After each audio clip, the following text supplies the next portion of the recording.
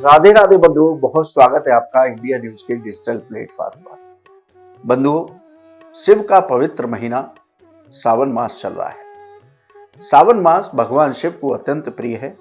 भगवान शिव के भक्त उन्हें अपने अपने तरीके से मनाने का प्रयास करते हैं और भगवान शिव, जैसा कि नाम से स्पष्ट है कि भोले भंडारी हैं, वो जलाभिषेक करने मात्र से अपने भक्तों पर प्रसन्न हो जाते हैं। और सावन मास की महिमा का गुणगान भगवान शिव स्वयं करते हैं। मां पार्वती से कहते हैं कि हे पार्वती, मुझे सावन मास अत्यंत प्रिय है। सावन मास में जो मेरी श्रद्धा भक्ति के साथ उपासना करता है, मैं उस व्यक्ति के सभी संकट समाप्त कर देता हूँ, उसको सभी सुखों की प्राप्ति होती है और अंत समय पर वो मेरे धाम में स्थान प्राप्त करता है। भगवान शिव सावन मास में सहज रूप में ही प्रसन्न हो जाते हैं। शास्त्रों के मुताबिक अनेक विधियों के द्वारा भगवान शिव की उपासना की जाती है, जिसमें से एक है भगवान शिव का रुद्राभिषेक। रुद्राभिषेक अनेक वस्तुओं से किया जाता है।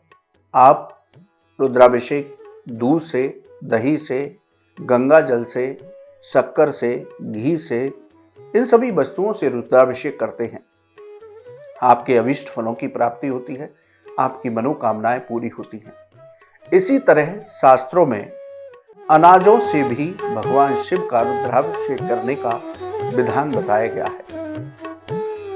इन अनाजों से हम जब रुद्राभिषेक करते हैं तो शास्त्रों में एक शब्द का प्रयोग किया जाता है, शिवा मुट्ठी प्रयोग, यानी कि एक मुट्ठी अनाज से ही भगवान शिव प्रसन्न होते हैं और साधक की सभी मनोकामनाएं सहज रूप में पूरी कर देते हैं। उस व्यक्ति के जीवन से सभी संकट समाप्त होते हैं, उस व्यक्ति की मनोकामनाएं पूरी होती हैं। इसलिए शास्त्रों में अलग अलग अनाजों से भगवान शिव का रुद्राभिषेक करने का विधान बताया गया है। इन अनाजों से रुद्राभिषेक कैसे होता है, सबसे पहले वो जान लीजिए। आप अपनी सामर्थ्य के अनुसार चाहे तो सिर्फ एक मुट्ठी या 1.25 किलो या 5.25 किलो, 11 किलो, जैसी आपकी सामर्थ्य है, आप कोई भी अनाज लेकर के बैठते हैं, जो अभी हम आगे बताएंगे। उस अनाज को मुट्ठी में लें और धीरे धीरे, जैसे आप जल धारा चढ़ाते हैं, उस तरीके से धीरे धीरे भगवान शिव पर अर्पित करें। और अर्पित करते समय भगवान शिव के पंचाक्षर मंत्र का जप मानसिक रूप से करते रहें। ओम नमः शिवाय, ओम नमः शिवाय, ओम नमः शिवाय। तो इन वस्तुओं से, इन अनाजों से भगवान शिव का रुद्राभिषेक इस विधि से किया जाता है। अब बात करते हैं कि किस अनाज से रुद्राभिषेक करने से आपकी क्या मनोकामना पूरी होती है।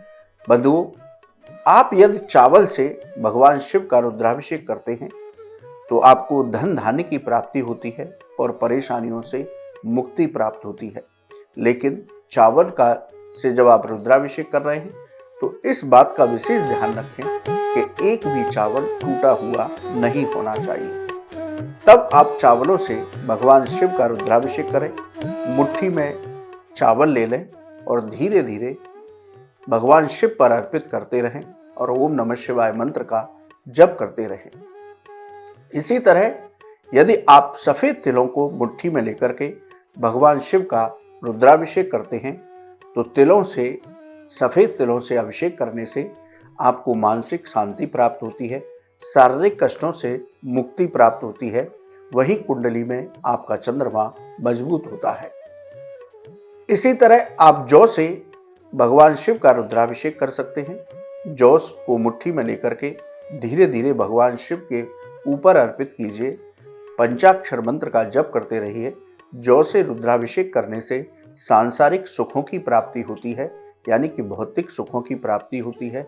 आपको घर, मकान, वाहन इत्यादि का सुख प्राप्त होता है। इसी तरह मूंग की दाल से भी भगवान शिव का रुद्राभिषेक किया जाता है। आप मुट्ठी में मूंग की दाल लेकर के भगवान शिव का रुद्राभिषेक करें। मूंग की दाल से रुद्राभिषेक करने से रोगों और दुखों से छुटकारा मिलता है। जीवन में यदि बाधाएं बनी रहती हैं, काम बनते बनते रुक जाते हैं, तो उन बाधाओं से भी भगवान शिव की कृपा से मुक्ति प्राप्त होती है। अरहर की दाल से भी आप भगवान शिव का रुद्राभिषेक कर सकते हैं। अरहर की दाल को मुट्ठी में लेकर के धीरे धीरे भगवान शिव पर अर्पित कीजिए। पंचाक्षर मंत्र का जप करते रहिए। मूंग की अरहर की दाल से भगवान शिव का रुद्राभिषेक करने से धन और ऐश्वर्य की प्राप्ति होती है। सत्तू से भी भगवान शिव का रुद्राभिषेक किया जाता है। सत्तू से रुद्राभिषेक करने से साधक की सभी मनोकामनाएं पूरी होती हैं। यदि आप संतान सुख की प्राप्ति चाहते हैं, विवाह की बाधाएं दूर करना चाहते हैं, अपने वैवाहिक जीवन में मधुरता चाहते हैं, तो गेहूं की धारा से आप भगवान शिव का रुद्राभिषेक कीजिए तो आपको संतान सुख की प्राप्ति होगी। संतान से संबंधित परेशानियां दूर होंगी। यदि आपके विवाह में बाधा आ रही है तो वो बाधाएं दूर होंगी। और यदि आपका दाम्पत्य जीवन, वैवाहिक जीवन मतभेदों से भरा है, दोनों में पति पत्नी में लड़ाई झगड़ा होता रहता है, तो वो बाधा भी आपकी दूर होगी। बंधुओं, काले तिल से भी भगवान शिव का रुद्राभिषेक किया जा सकता है। आप काले तिल से भगवान शिव का रुद्राभिषेक करते हैं तो ग्रहों की बाधाएं दूर होती हैं, शनि से संबंधित पीड़ाएं दूर होती हैं, घर की क्लेशें समाप्त होती हैं, घर में मांगलिक कार्य होते हैं। भगवान शिव की कृपा से घर में आनंद का वास होता है।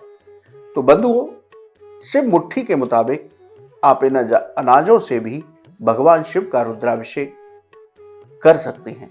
आप इन अनाजों से भगवान शिव का रुद्राभिषेक करते हैं तो आप भगवान शिव शीघ्र प्रसन्न होकर के साधक की सभी मनोकामनाएं पूरी करते हैं। तो बंधुओं, यदि आपकी कोई भी मनोकामना है तो इन अनाजों से आप अपनी मनोकामना के अनुसार भगवान शिव का रुद्राभिषेक कर कर अपनी मनोकामना इस सावन में पूरी कर सकते हैं। बंधुओं, आपको ये वीडियो कैसा लगा आप हमारे कमेंट बॉक्स में लिखें। या ज्योतिष और धर्म से संबंधित कोई भी सवाल हो तो आप हमारे कमेंट बॉक्स में लिखिए, हम उसका जवाब अवश्य देंगे। आप हमारे चैनल पर जुड़े, आपका बहुत बहुत धन्यवाद। राधे राधे।